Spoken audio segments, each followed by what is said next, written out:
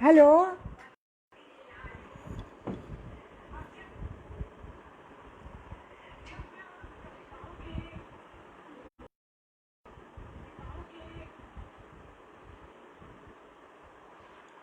Hello, अब मैं बोलूँ? अब आ रही है आवाज़?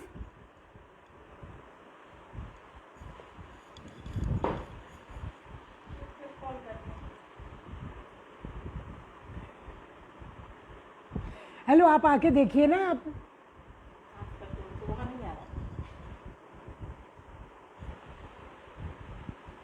हेलो।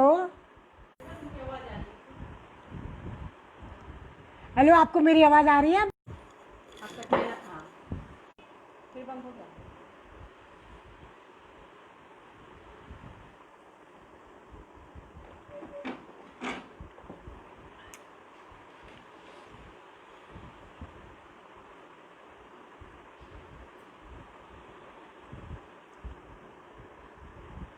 उनके यहाँ कनेक्ट नहीं हो रहा। कोई प्रॉब्लम है?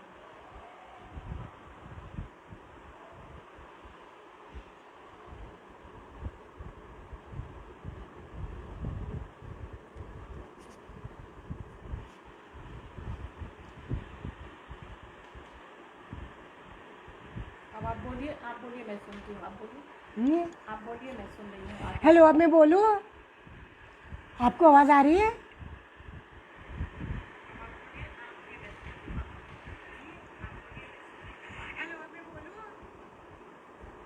बोलो।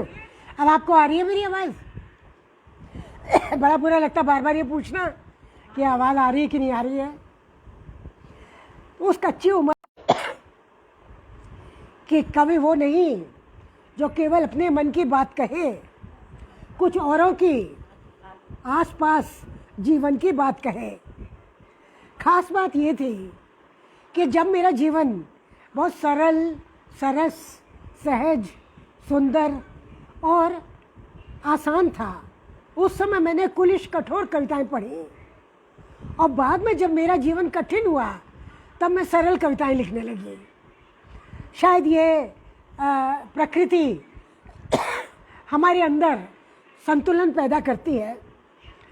शुरू से कलाकारों से, कवियों से संपर्क रहा, क्योंकि मेरे पिता आकाशवाणी में थे और एक से एक कलाकार वहाँ आकाशवाणी में आया करते थे।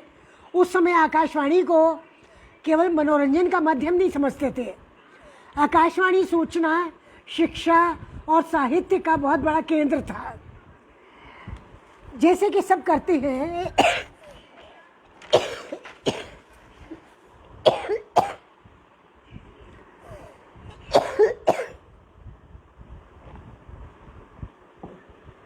मैंने भी शुरू में प्रेम कविताओं से शुरू किया लिखना। ये ज़रूर है कि मैं बहुत जल्दी उस स्थिति से निकल आई, लेकिन मुझे आज याद आती हैं तो हंसी आती है कि मैं कैसी कविताओं से मैंने शुरू किया। मैंने एक कविता लिखी जो कि उसी समय छप जाती थी। वहाँ पर नई दुनिया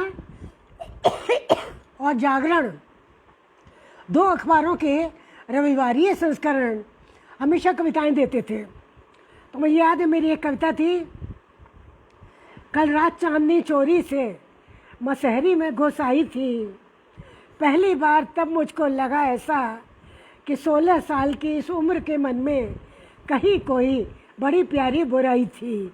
कल रात चांदनी चोरी से मसहरी में घुस आई थी।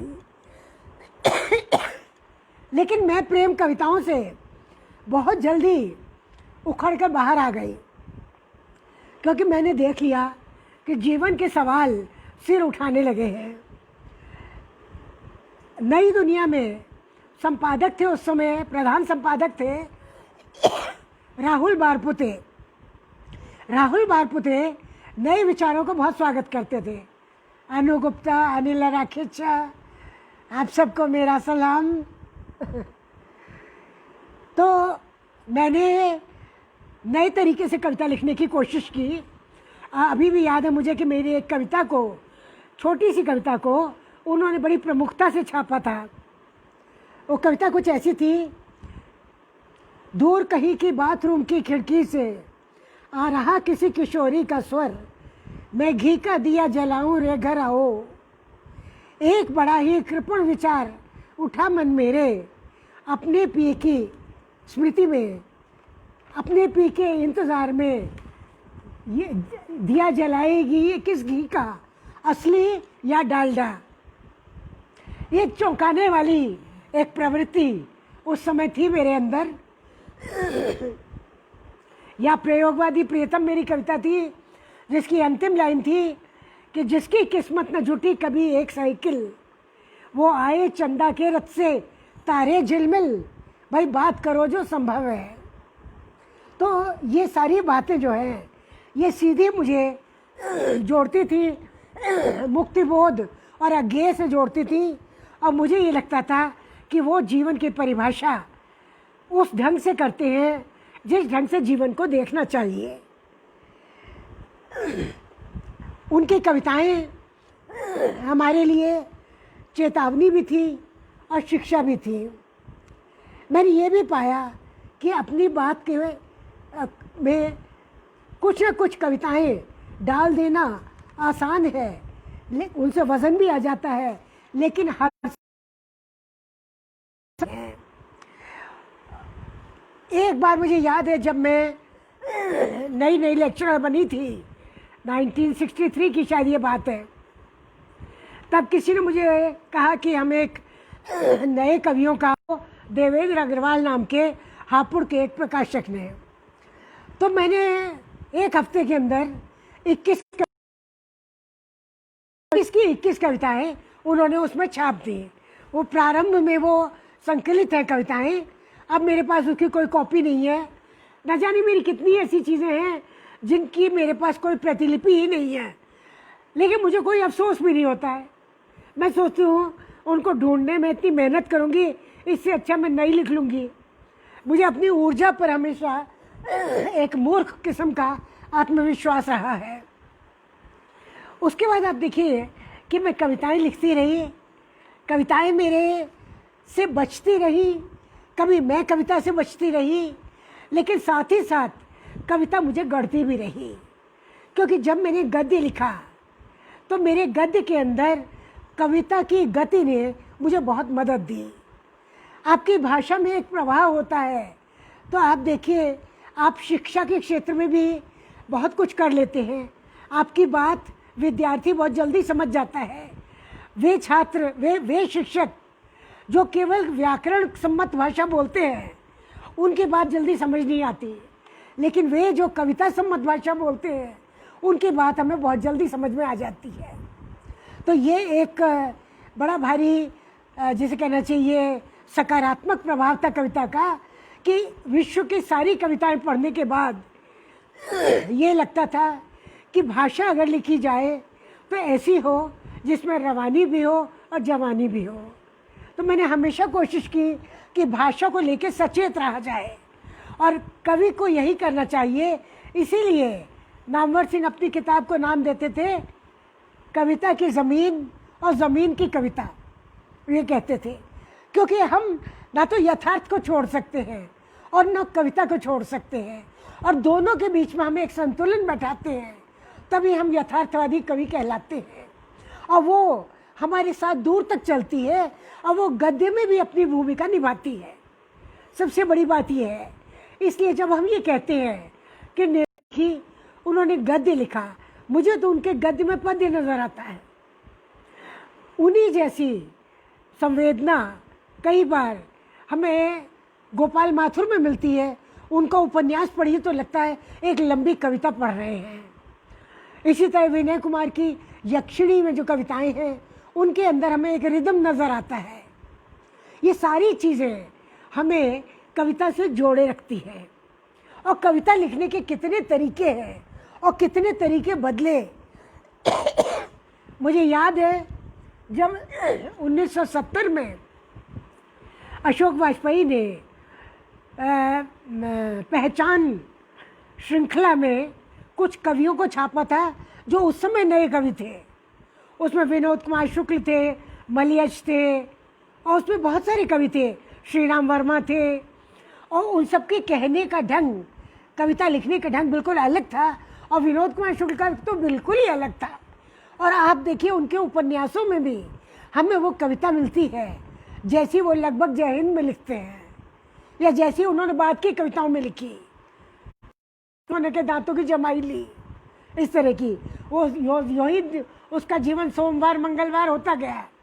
ये सारी बातें हमें उनकी भाषा के पास ले जाती थी, उनकी कविता के पास ले जाती थी, और आज भी उनके कहन के ढंग का जो ढंग है वो एकदम निराला है अपने आप में। तो बहुत अच्छा लगता था मुझे। आज भी जब मैं कभी पढ़ती हूँ, अन्य कवियों की कविताएं पढ़ती हूँ, तो मैं बड़ी चमत्कृत हो जाती हूँ कविताएं पढ़कर।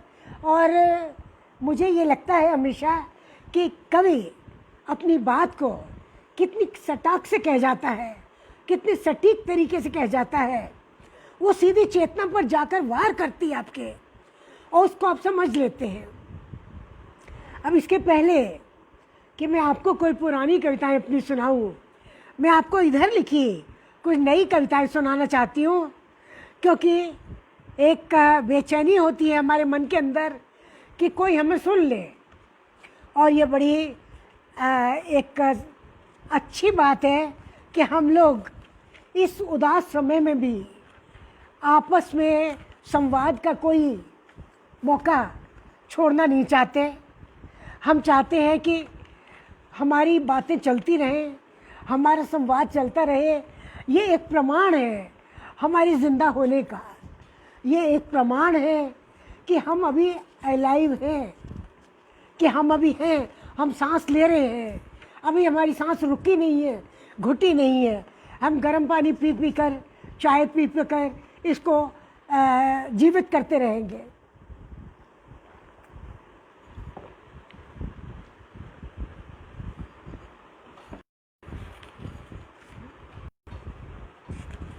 उनका थोड़ा आगे हो जाए। जी, वो चेहरा और आगे नहीं हो पाऊंगी मैं। नहीं, चेहरा ठीक नहीं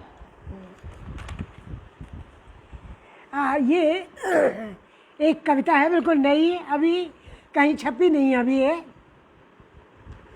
वो हमेशा पिछले दरवाजे पर खटखट करता, वो चकरा कर खोलती है, वो बिल्ली की तरह चुपचाप अंदर दाखिल होता। इस रास्ते केवल सब्जी वाला, दूध वाला और डाकिया आते थे। तुम सामने से क्यों नहीं आते, वो पूछती है। वो मुंह पर उंगली रखता। श्श। प्रेम हमेशा पिछले दरवाजे से आता है, समझो इसे। अगले दरवाजे से बारात आती है गाजे बाजे के साथ। उसके अंदर उसके उत्कट स्पर्शों से कई बार वो विचलित हो जाती है।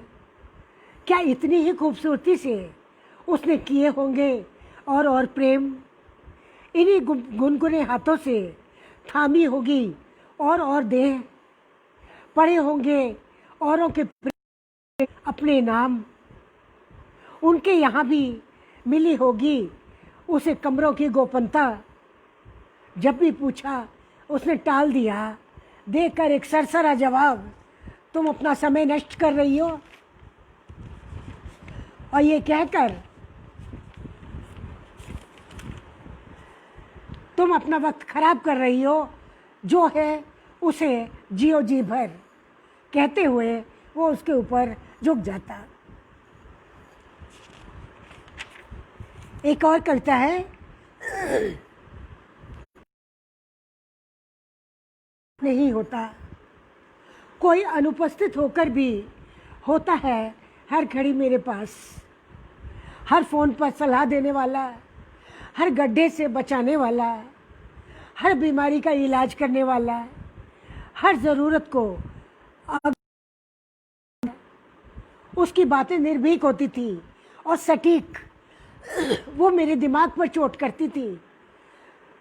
जब उसे बुलाना होता है मैं उसके कपड़े पहन लेती हूँ, शीशे में देखती हूँ, वो मुझे पूरा ढांप लेता है कवच की तरह। एक और कविता है, मेरे अंधेरे में सिर्फ एक जुगनू था,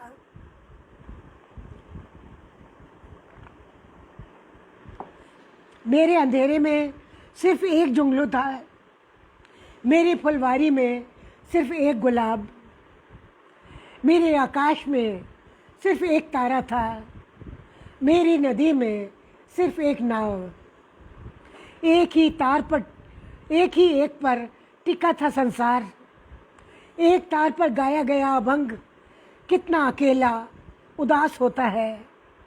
और भी नदियाँ थीं जो तुम तक उमड़ती थीं, मेरे पास प्यास थी, तुम्हारे पास पानी। जब भी देखा कोई नदी तुम तक उमड़ती, मैंने बस इतना किया, अपनी प्यास को ही पी लिया।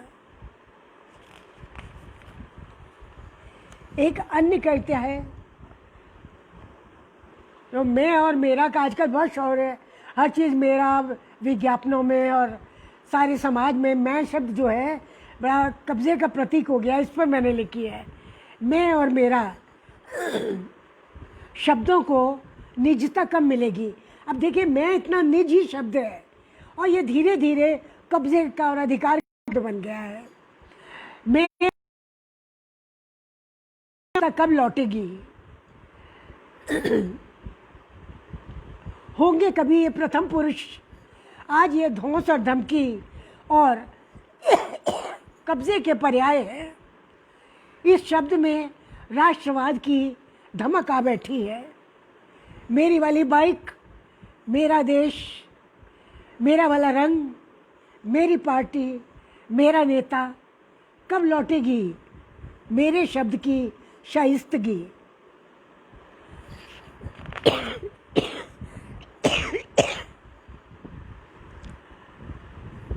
एक और कविता है, जीवन इन दिनों अखबार ऐसे इश्तहारों से भरा हुआ है जिन चीज़ों की मुझे कतई ज़रूरत नहीं। खबरों को काट कर इश्तहार चिपकाए जा रहे हैं। मुखपृष्ठ के पहले एक चिपक्कू जौहरियों के नाम रिजर्व है, आखिरी पन्ने के बाद एक और चिपक्कू। जितनी बड़ी कार उतना बड़ा इश्तेहार। सवाल ये है कि पहले सड़कें चौड़ी करें या कार? पुलिस की परेशानी है कि वो साइकिल सवार बचाए या सरकार? आधे नेता संदिग्ध हैं तो आधे गिद्ध। कुछ अपना काम धाम जेल से संचालित कर रहे हैं, जहाँ शहर के चंद शरीफों से माफ़ी मंगवाई जा रही है। छोटे छोटे लालच में बेटे माँ का गला घोंट रहे हैं। युवा दनादन गांवों से, कस्बों से कन्याएं गौरैयों की तरह विलुप्त होती जा रही हैं। नौकरीशुदा लड़कियां शाम सवेरे लुट पिट कर आग का गोला बनती जा रही हैं। देश के सारे कर्णधार अंतर्राष्ट्रीय संबंध सुधारने विदेश जा रहे हैं, जहां चोर लुटेरे डाकू पहले ही उनकी अगवानी में तैयार खड़े हैं। लेखक कलाकार दनादन पटके जा रहे हैं। खबरों के खुलासे पर पत्रकार मार खा रहे हैं। राशन की दुकान पर निराधार लोगों से आधार कार्ड मंगवाया जा रहा है। सौंदर्य प्रसाधनों में गोमूत्र और गोबर जा रहा है। दवाओं में चौक पाउडर से काम चलाया जा रहा है। संस्कृति की पिटारी पर रक्षक तक्षक की तरह लिपटे पड़े हैं। आज बाजार से जो सेब लाई 6 में से 5 सड़े हैं। आप ही देखिए कि आजकल कविता लिखना भी एक तकलीफ़ का काम है, इतना आसान नहीं है।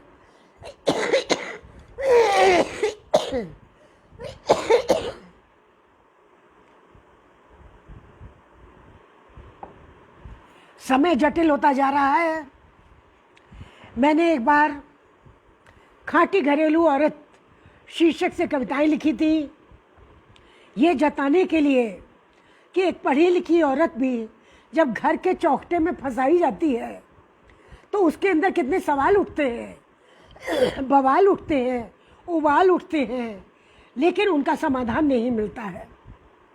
वो सारे सवाल वो लगातार अपने परिवार में उठाती है और एक बेसब्र और झगड़ालू औरत होने का खिताब पाती है।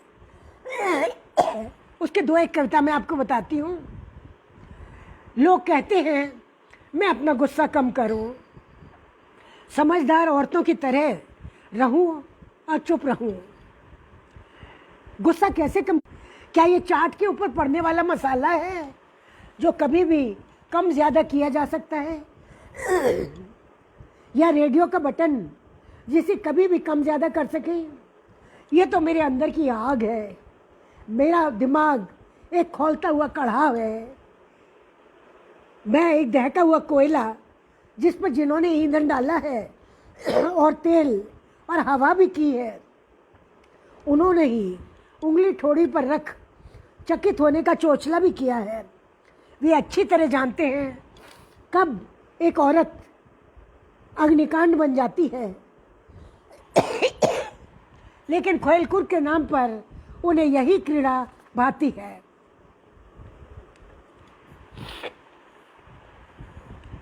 मेरा ख्याल है मेरा गला काफ़ी असहयोग कर रहा है, आपको भी कष्ट हो रहा होगा इसे झेलने में।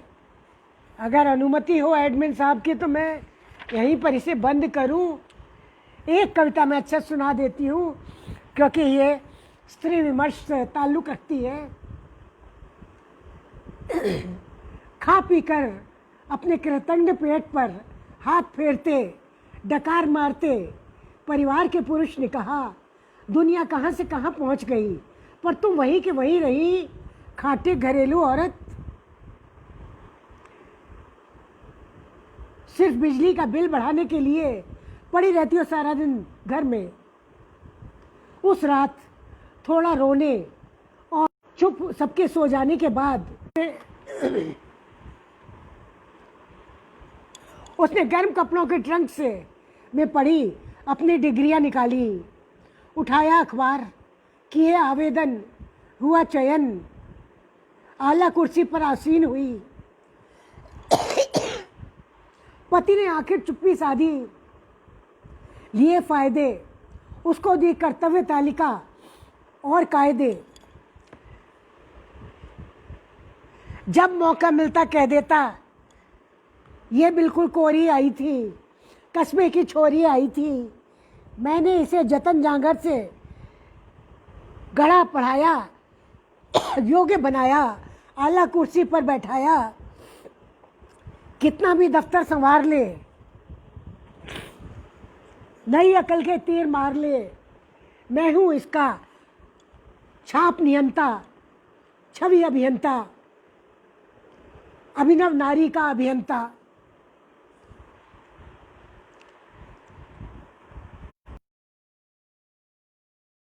वो पगली उसे अभी भी मर्द समर्थन की तलाश थी या ये सदियों की खराश थी। पुरुष ने कहा, आगे आगे बढ़ चढ़ने की नहीं ज़रूरत, रहो पाश में, पड़ी रहो तुम नेपथ्य कोण में, वही तुम्हारी आभा शोभा और भविष्य है। उसने उसने अपना आप छांट कर दो कर डाला। दफ्तर में वो नीति न्यायक कुशल प्रशासक, घर में उसकी वही भूमिका सदियों से जो रहती आई। समझ गई वो असली विजय यहाँ पानी है, बाकी दुनिया बेमानी है। उसने ऊंची एड़ी के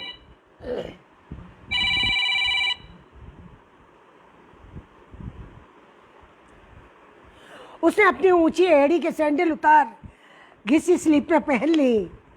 उसने अपनी उंगलियों को नींबू निचोड़ दी, बट्टा छन गई आटे में, वो पिस गई पुदीने में, वो कोना कोना बट गई, वो कमरा कमरा छट गई।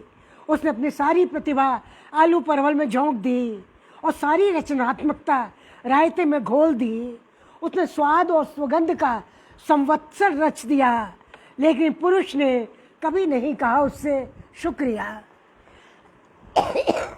मेरा ख्याल है मेरा गला साथ नहीं दे रहा है, तो मुझे आज्ञा दीजिए कि मैं यहीं रोकती हूँ। धन्यवाद, नमस्कार।